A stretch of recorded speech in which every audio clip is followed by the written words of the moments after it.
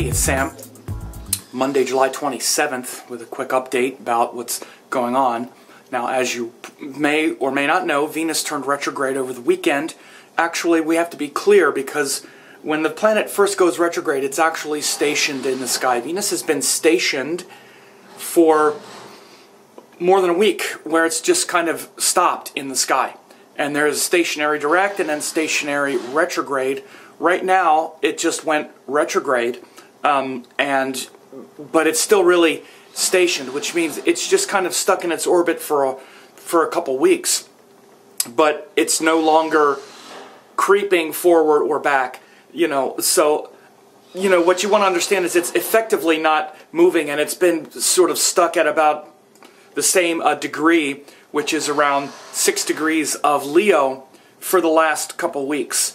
Or for the last week and a half or so. And it's now no longer kind of creeping in that forward direction. It's now started to creep back a little bit, but it's really still not moving. But it's beginning to move backward. It'll start to actually move backward. By the end of this week, it'll be moving, not at its full speed by any means, but it'll be moving, a few, minutes of arc each day.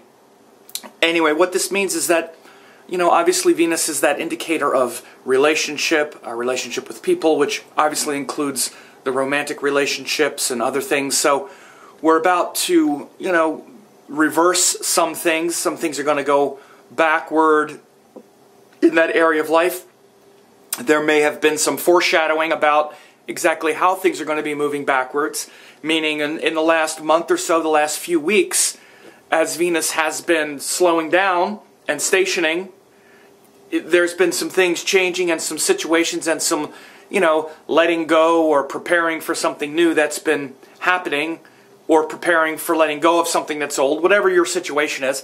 And then as Venus starts to actually move backward, by the end of this week and into next week, we'll start to see some definite changes that are kind of reversing some things in your life that have to do with relationships, so to speak.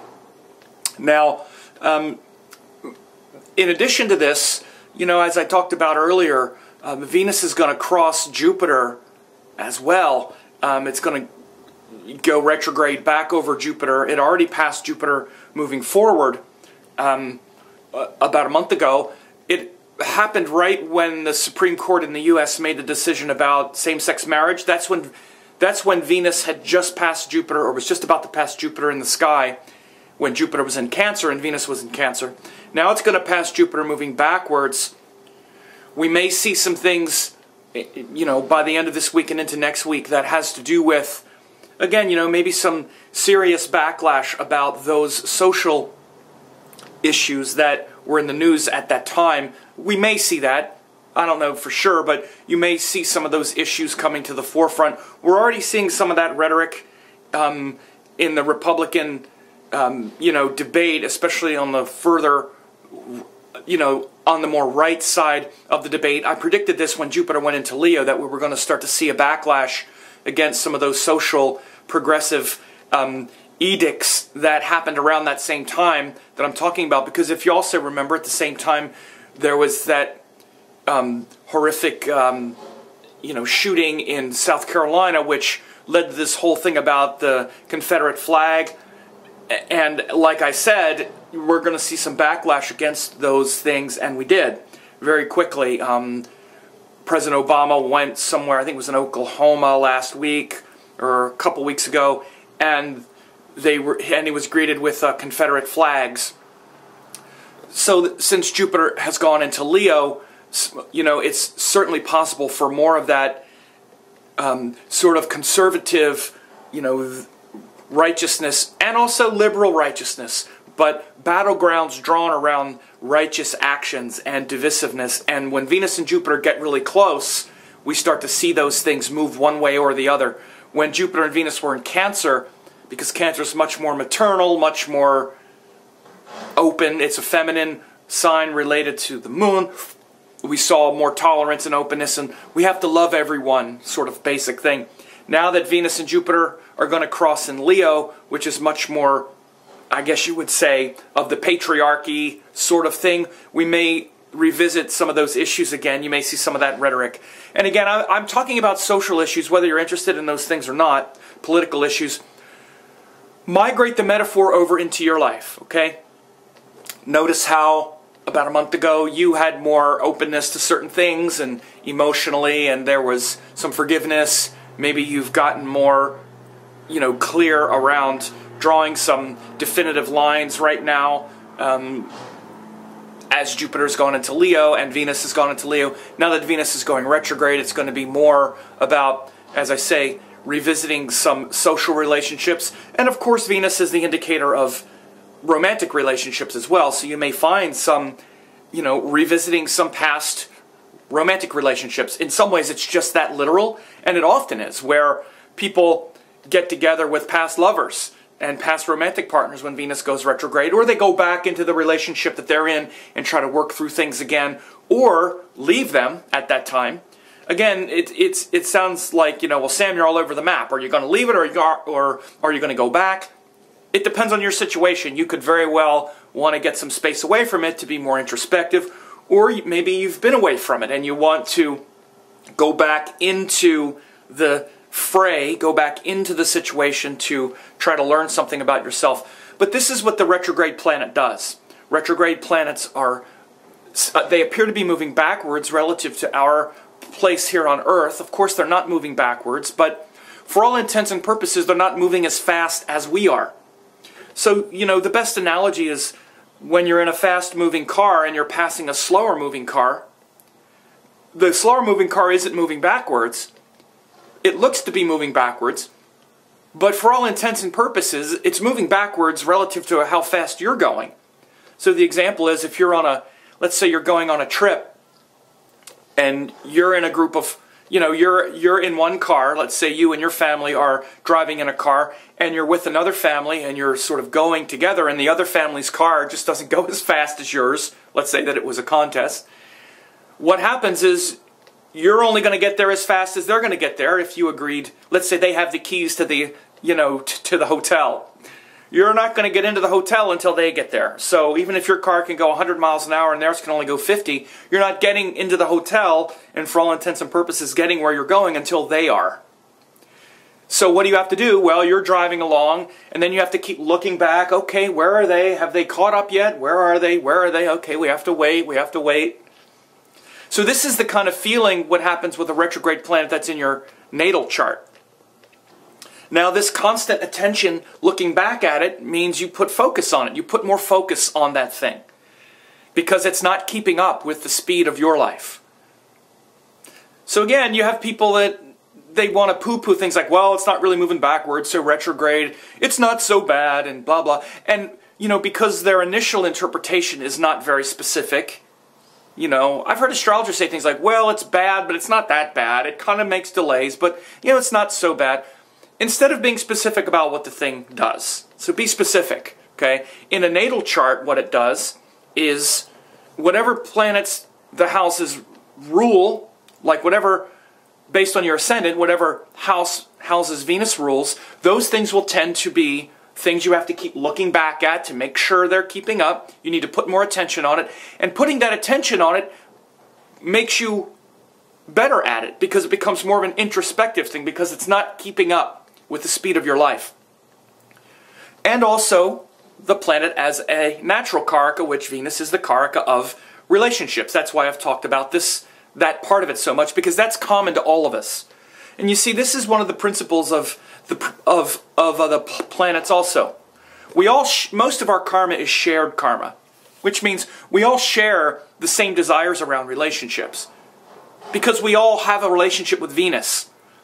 And our shared karma, which is most of our karma, is around the planet as a karaka.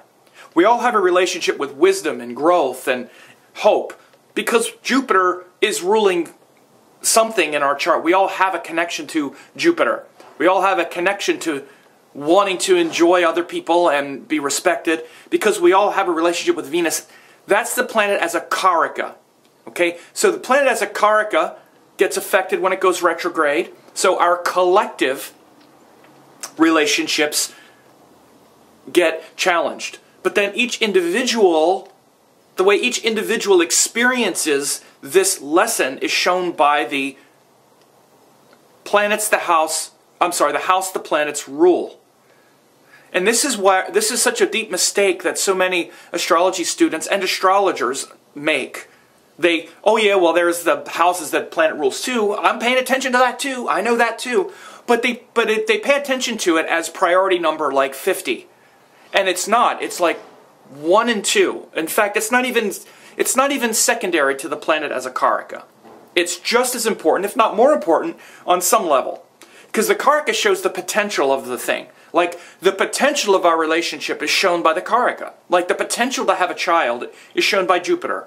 That's the potential. Because it's the producer, it produces it. The potential for vitality and strength is shown by the sun. Because the sun produces it, okay? Then the Lugna Lord shows it. Or like if with children, then the 5th house Lord. But the karaka shows the potential to produce it. The potential there. But then how the thing comes out, what it is, and what we have to deal with in order to produce it is shown much more by the planets that rule that house. I'm sorry, the planet that rules that house. So Venus is the common karaka for relationships for all of us, but like for Pisces, Virgo is the 7th house Lord. So their relationships are going to have a Virgo-ish quality. And a Mercury quality, because that's the planet that rules that house and that sign. So when I'm talking about how to read this in a chart, but when you're looking at a retrograde planet, you look at the karaka, that it's the karaka of the relationships, but then the houses that it rules are also going to show the interruption and it moving backwards. This is specifically what gets interrupted in the retrograde. So like I said, the example of the car, if the other people have the keys, let's say, the retrograde planets are the ones that have the keys, you're not getting in the hotel until they get there. Because, like I say, the planet is the karaka. If you want the relationship, you need to wait for the karaka to get there.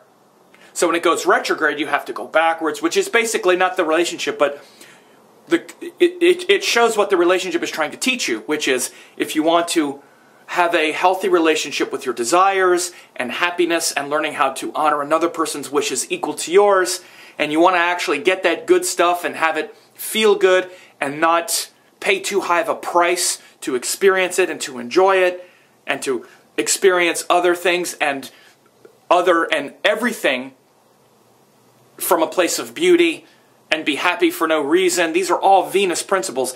If you want that thing, you need to wait for the planet to get there, because the planet is what produces it. And so right now, the karaka is going to slow down. It's like, if you want this thing, just calm down and be patient. And so again, how you bring the house ruler in with that is each person's relationship with happiness and pleasure is going to unfold in a specific way based on the houses Venus rules. Like I used Pisces. This is why Venus is a cruel house lord for Pisces. Pisces has a difficult relationship with their personal pleasure and happiness. Venus rules the 3rd and 8th houses, which is a planet of change, transformation, upheaval. Desires, personal desire, personal happiness can create a lot of upheaval for Pisces. As an example, Capricorn, it's the best planet for them, because it's the 5th and 10th Lord. It shows how much they love and enjoy, 5th house, power and duty and responsibility, 10th house. So again, every sign has a unique relationship with each karaka, and it's not separate from it. It's not like, well, I think of that too. That's not how it works. It's not how it works. It's not just, oh, you got to think of that too. No. By the way, this is all stuff that I go into in exhaustive detail in my certification course. And yes, I'm doing those things now. I had almost 45 people graduate earlier this summer, 43. It's where we go in exhaustive priority and we prioritize all of these things so that when you look at a chart, you're actually looking at it correctly, not just digging these little holes all over the place rather than a deep hole straight to the source. So anyway, this is getting a little long, but the thing to understand is that Venus is turning retrograde. It's now stationary, so now things feel kind of stuck. They felt stuck for about the last couple of weeks, week and a half or so. They're going to feel still kind of stuck for much of this week. Then by next week, Venus will actually start moving backward a lot more, rather than being kind of stationed and stuck, which is almost like the car is kind of, you know, waiting at a traffic light or in a kind of traffic jam where it's hardly moving at all. Then it's going to start moving backwards a lot faster. So, anyway, and as I said, it's going to cross Jupiter. Then it's also going to join Mars. It's going to go back into Cancer. It'll join Mars, which is debilitated. This is one of the other things, just real quick, is that Mars has now moved into Cancer, where he's in his sign of debilitation. So a lot of that fight, a lot of that power and capacity to fight, which we were experiencing for the last several months, almost since like March, when we had Mars K2, then Mars in Aries, then Mars with Mercury and in Taurus, then Mars in Gemini. All this Mars energy that's been so prominent the last several months is going to wane for about, for a couple months as Mars is debilitated in Cancer. So I'll do more about that a little later, but this is mainly about the Venus retrograde. And in that context, Mars, which is the opposite of Venus, which is going to fight, is also pretty subdued and tame right now. So, we could find ourselves in a much more compromising stance these days and feeling less ready to defend the righteous cause and defend our principles and all that stuff.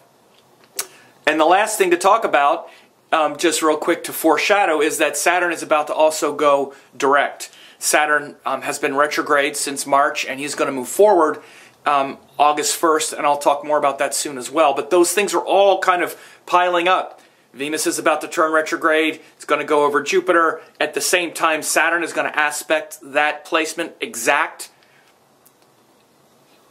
as he starts to move forward. There's going to be a lot concentrated around that, but I'll do another more detailed video about that, which has the chart, so you can see what I'm talking about using the chart as well. This is a quick update for this week of the 27th, and to just talk about Venus going retrograde and the nature of the Karakas, and the difference between the planet as a Karaka and as a house ruler.